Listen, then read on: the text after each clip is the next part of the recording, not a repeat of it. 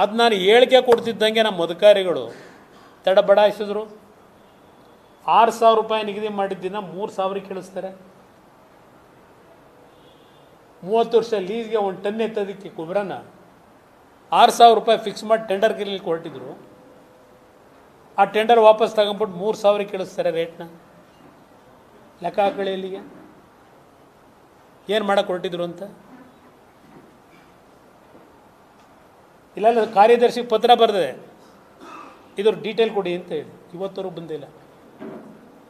ಸಿದ್ದರಾಮಯ್ಯನವರೇ, ಈ ಪ್ಯಾಕೇಜ್ 6, 7 ಅಂತ ಏನೋ ಹೊರಟಿದ್ದೀರಲ್ಲ ಈಗ, 100 ಎಕರೆ ಒಂದೊಂದು ಪ್ಯಾಕೇಜಿಗೆ. ಇದೆಲ್ಲ ಕಾನೂನುಗಳು ಏನೇನೋ ಮಾಡ್ಕೊಂಡಿದ್ದೀರಿ, ಗೈಡ್ಲೈನ್ಸ್ ಏನೇನು ಮಾಡಬೇಕು ಅಂತ ಹೇಳಿ. ಅದೆಲ್ಲವನ್ನು ಗಾಳಿಗೆ ತೂರಿ ಯಾವನೋ ಒಬ್ಬನ ತಮಿಳ್ನಾಡನ್ನೋ ಇನ್ನೊಂದು ರಾಜ್ಯದನ್ನೋ ಕರ್ಕೊಂಬಂದು ಈ ಕೆಲಸ ಕೊಟ್ಟು ಪ್ಯಾಕೇಜ್ ಮಾಡಿ ಈಗ ಅದೆಂಥದ್ದು 4% ಮಾಡೋಕ್ಕೆ ಹೊರಟಿದ್ದೀರಲ್ಲ ಸಾಬ್ರಿಗೆ. ಅಲ್ಲಿ ಪ್ಯಾಕೇಜ್ ನೀವು ಕೋಟ್ಯಾಂತರ ರೂಪಾಯಿ ಇದೆಲ್ಲ ಅಲ್ಲಿ ಕೊಟ್ಬಿಟ್ಟು ಪ್ಯಾಕೇಜು ಇವ್ರಿಗೆ ಅಲ್ಲಿ ಕೊಡ್ತೀರಪ್ಪ 2 ಕೋಟಿದವರೆಗೂ ಮೀಸಲಾತಿ. ಸ್ವಲ್ಪ ಹೇಳ್ರಿ ಜನಗಳ ಮುಂದೆ ಹೇಳಪ್ಪ.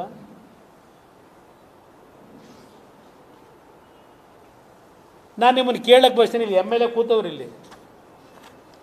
ಈಗ ಮೀಸಲಾತಿ ವ್ಯವಸ್ಥೆಯಲ್ಲಿ 2 ಕೋಟಿವರೆಗೆ SC STಗಳಿಗೆ OBCಗೆ ಅಲ್ಲಿ ಮುಸಲ್ಮಾನರು ಕೊಡ್ತೀವಿ ಅಂತ ಹೇಳಿದಿರಲ್ಲ. ಅದೇಂಥದ್ದು KRDL ಎಂಥದ್ದು ಸರ್ ಅದು? ಕ್ರೆಡಲ್ಲು. ಅಲ್ಲಿಂದ ನಿಮ್ಮ ನಿರ್ಮಿತಿ ಕೇಂದ್ರ ಇವೆಲ್ಲ ಯಾಕೆ ಇಟ್ಕೊಂಡಿದ್ದೀರಿ? ಸರ್ಕಾರದಲ್ಲಿ ಕೂಡ MLAಗಳ ಗ್ರ್ಯಾಂಟು ಅಂತಲೋ ಇಲ್ಲ ಯಾವುದೋ ಕ್ಷೇತ್ರದಲ್ಲಿ 2 ಕೋಟಿ 3 ಕೋಟಿ ರಿಲೀಸ್ ಮಾಡಿದ್ರೆ ಅದೆಲ್ಲ ಕೆಲಸ ಅವ್ರಿಗೆ ಕೊಡ್ತೀರಿ. ಅಲ್ಲಿ ನಿರ್ಮಾತಿ ಕೇಂದ್ರ ಅದೆಂಥದ್ದು KTTP ಆ್ಯಕ್ಟು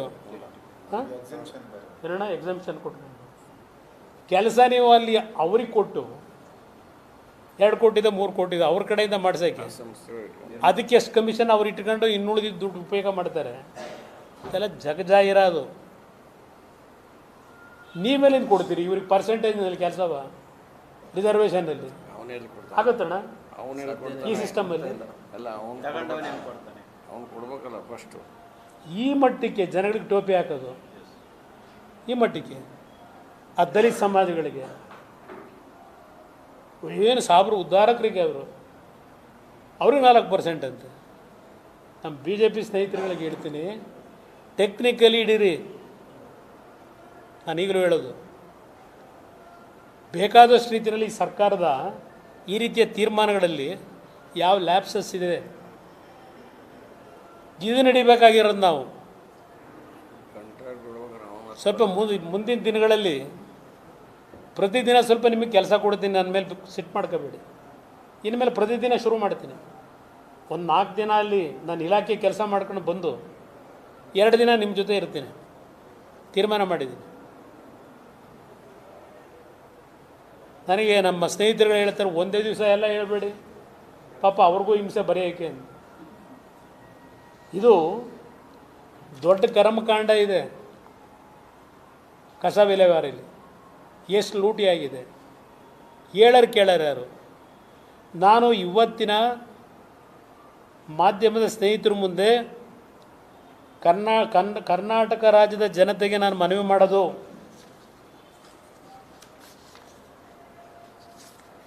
ಈ ರಾಜ್ಯ ಸಂಪದ್ಭರಿತವಾದ ರಾಜ್ಯ. ನಾನು ಮಾಧ್ಯಮದ ಸ್ನೇಹಿತರಿಗೂ ಹೇಳ್ತೇನೆ, ಕೈ ಜೋಡಿಸಿ ಮನವಿ ಮಾಡ್ತೇನೆ.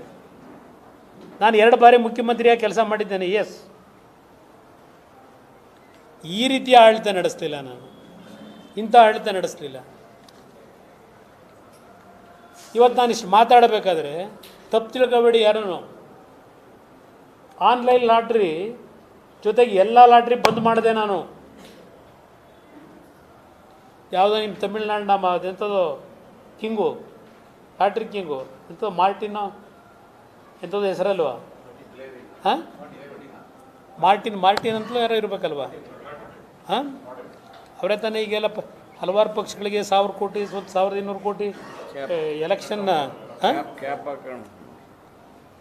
ಅವತ್ತು ಎಷ್ಟು ನನಗೆ ಆಮಿಷ ಒಡ್ಡಿದ್ರು. ಸಂಪಾದನೆ ಮಾಡೋಕ್ಕೂ ಒಂದು ಜೀವನದಲ್ಲಿ ಒಂದು ಮಾರ್ಗದಲ್ಲಿ ಹೋಗಬೇಕು. ನಾನು ಅವತ್ತು ಮನಸ್ಸು ಮಾಡಿದರೆ ಆ ಬಡವರ ಜೊತೆ ಚೆಲ್ಲಾಟ ಆಡಿ ಒಬ್ಬ ಬಂದ ಬೆಳಗ್ಗೆ 6 ಗಂಟೆಗೆ ಮನೆ ಮುಂದೆ ನಿಂತಿದ್ದ, 2 ಲಕ್ಷ ಆನ್ಲೈನ್ ಲಾಟ್ರಿ ವ್ಯಾಮೋಹಕ್ಕೆ ಒಳಗಾಗಿ ಸಾಲ ಮಾಡ್ಕೊಂಡಿದ್ದೀನಿ, ನೀವೇ ನನಗೆ ದಿಕ್ಕು, ನೀವೇನಾದ್ರು ಈ ಸಾಲ ತೀರಿಸ್ತಾ ಇದ್ದರೆ ನಮ್ಮ ಕುಟುಂಬ ಸೂಸೈಡ್ ಮಾಡ್ಕೊತೀನಿ ಅಂತ ಬಂದ. ಅವತ್ತೇ ತೀರ್ಮಾನ ಮಾಡಿದೆ, ಆನ್ಲೈನ್ ಲಾಟ್ರಿ ಎಲ್ಲ ಲಾಟ್ರಿ ಸ್ಟಾಪ್ ಮಾಡಿದೆ. ಹೇಳ್ಬೋದು ನಿಮ್ಮ ಕಾಲದಲ್ಲಿ ಹಿಂಗೆ ಮಾಡ್ತಿದ್ರಾ ಅಂತ ಹೇಳಿ, ನಿರ್ಮಿತಿ ಕೇಂದ್ರ ಅದು ಇದು ಅಂತ. ನನ್ನ ಕಾಲದಲ್ಲಿ ಸಿದ್ದರಾಮಯ್ಯರೇ ಪ್ರತಿ ತಿಂಗಳು 30ನೇ ತಾರೀಕು ಈ ಕಾಂಟ್ರಾಕ್ಟರ್ಗಳಿಗೆ NOC ಪೇಮೆಂಟ್ ರಿಲೀಸ್ ಆಗೋದು, LOC ಪ್ರತಿ ತಿಂಗಳು 30ನೇ ತಾರೀಕು. ಯಾವ ಕಾಂಟ್ರಾಕ್ಟ್ರು ಮನೆ ತಗ ಬರ್ತಿರಲಿಲ್ಲ. ಸಾರ್ ನಮ್ದು ಇಷ್ಟು ಬಿಲ್ ಐತೆ ಸರ್, ದಯವಿಟ್ಟು ಹೇಳ್ಬಿಟ್ಟು ಕೊಡ್ತೀವಿ ಸರ್, ಯಾರೂ ಬರಲಿಲ್ಲ ನನ್ನ ಹತ್ರ. ಆ ರೀತಿ ಕೆಲಸ ಮಾಡ್ಕೊಂಬಂದಿದ್ದೀನಿ. ಇವತ್ತು ಅಲ್ಪ ಸ್ವಲ್ಪ ಗೌರವ ಉಳಿಸ್ಕೊಂಡು ಈ ನಾಡಿನ ಜನ ನನ್ನನ್ನು ಗುರುತಿಸಿದ್ರೆ, ಆ 20 ತಿಂಗಳ ಆಡಳಿತ ಗುರುತಿಸಿದ್ರೆ, ಇಲ್ಲಿ ಹೇಳಿದ್ನಲ್ಲ ಈಗ ನಿಮಗೆ ಕಸದ್ದು ಅದು ಒಂದು ಭಾಗ,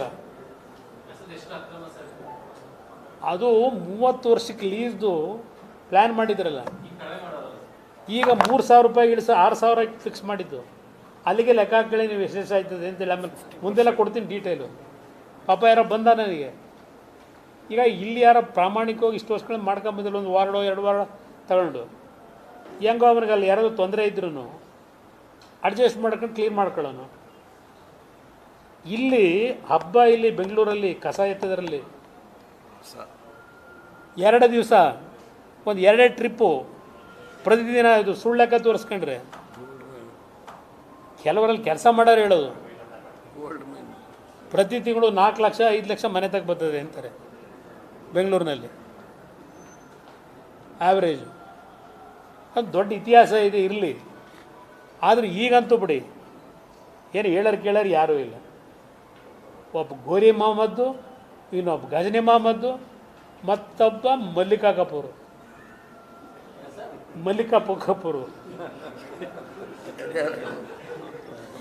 ಇಂಥರರು ವಿಧಾನಸೌಧ 3ನೇ ಮಾಡಿಲಿ ಕೂತ್ಕೊಂಡು ಈ ರಾಜ್ಯ ಹಿಂಗೆ ಲೂಟಿ ಮಾಡ್ಕೊಂಡು ಹೋದ್ರೆ ಏನಾಗಬೇಕದು ಈ ರಾಜ್ಯದ ಪರಿಸ್ಥಿತಿ ಅಂತ. ನಾನು ಮೊನ್ನೆ ಬಜೆಟ್ದು ನೋಡಿದೆ ಬ್ರದರ್, ಬಜೆಟ್ ಕತೆ, ಮನೆ ಪಾರ್ಕಿಂಗ್ ಸ್ಥಳಕ್ಕೆ ಚದರಡಿ ಲೆಕ್ಕದಲ್ಲಿ ತೆರಿಗೆ ಅಂತೆ. ಮನೆ ಮುಂದೆ ನಿಮ್ಮ ವೆಹಿಕಲ್ ಮೋಟ್ರ್ ಬೇಕು ಕಾರ್ನ ಪಾರ್ಕ್ ಮಾಡೋಕ್ಕೆ, ಅದಕ್ಕೂ ನೀವು ತೆರಿಗೆ ಕಟ್ಟಬೇಕು ಅಂದರೆ ಈ ನಾಡಿನ ಜನ ನೀವು ಅರ್ಥ ಮಾಡ್ಕೊಳ್ಳದೆ ಹೋದರೆ, ಈಗ ಈ ಬಜೆಟಲ್ಲಿ ನಿಮ್ಮ ಮನೆ ಕಾಂಪೌಂಡಿಗೆ ಕಾರ್ ನಿಲ್ಲಿಸ್ಕೊಂಡಿದ್ರು ಇಷ್ಟು ತೆರಿಗೆ ಹಾಕ್ತೀವಿ ಅಂತ ಅಂದ್ಬಿಟ್ಟು ಈಗಾಗಲೇ ಘೋಷಣೆ ಮಾಡಿಬಿಟ್ಟವ್ರೆ. ನೀವು ಸ್ವಲ್ಪ ಇದೆಲ್ಲ ಎಚ್ಚರಿಕೆಯಿಂದ ಮುಂದೆ ಹೋರಾಟ ಸರಿಪಡಿಸ್ಕೊಳ್ಳದೆ ಹೋದರೆ ಕೊನೆಗೆ ನಿಮ್ಮ ಬೆಡ್ರೂಮ್ ತಕ್ಕೂ ಬರ್ತಾರೆ ಟ್ಯಾಕ್ಸ್ ಹಾಕಬೇಕು ಅಂತ. ನಿಮ್ಮ ಮನೇಲಿ ಕಟ್ಟಿರೋ ನಿಮ್ಮ ಬೆಡ್ರೂಮ್ ಉಪಯೋಗ ಮಾಡ್ಕೋಬೇಕಾದ್ರೂ ಇದಕ್ಕೂ ಟ್ಯಾಕ್ಸ್ ಕಟ್ಟಿ ಅಂತಾರೆ. ಹಾಂ, ಇದು ಈ ಸರ್ಕಾರ ಇದು. ಯಾರೂ ಮಾಡದೇ ಇರೋ ಸರ್ಕಾರ, ಕೇಂದ್ರ ಸರ್ಕಾರದವ್ರು ನಮಗೆ ದುಡ್ಡು ಕೊಡ್ತಾ ಇಲ್ಲ, ಅದಕ್ಕಿದೆಲ್ಲ ಪರಿಸ್ಥಿತಿ. ಆಯ್ತಪ್ಪ, ಪಾಪ ಗ್ಯಾರಂಟಿ ಸ್ಕೀಮ್ ತಂದಿದ್ದೀರಿ, ಆ ಬಡವ್ರನ್ನ ಉದ್ಧಾರ ಮಾಡ್ತಾಯಿದ್ದೀರಿ, ಅಭಿನಂದಿಸ್ತೀನಿ ನಿಮ್ಮನ್ನ. ನಾನು ಅಭಿನಂದನೆ ಇದೆ ನಿಮಗೆ ಗ್ಯಾರಂಟಿ ಸ್ಕೀಮ್ಗಳು ಕೊಡ್ತಾ ಇರೋದಕ್ಕೆ. ನಾನು ಏನು ಅಸೂಯೆ ಇಲ್ಲ. ಇನ್ನೂ 2,000 ಜಾಸ್ತಿ ಮಾಡಿ, ಇನ್ನೂ 2,000 ಜಾಸ್ತಿ ಮಾಡಿ, ನನ್ನದೇನು ತಕರಾರಿಲ್ಲ. ಆದರೆ ಈ ಗ್ಯಾರಂಟಿ ಹೆಸರಿನಲ್ಲಿ ಯಾವ ಬಾಪ್ನಲ್ಲಿ ತೆರಿಗೆ ಹಾಕಿದರೆ ಇಲ್ಲಿವರೆಗೀಗ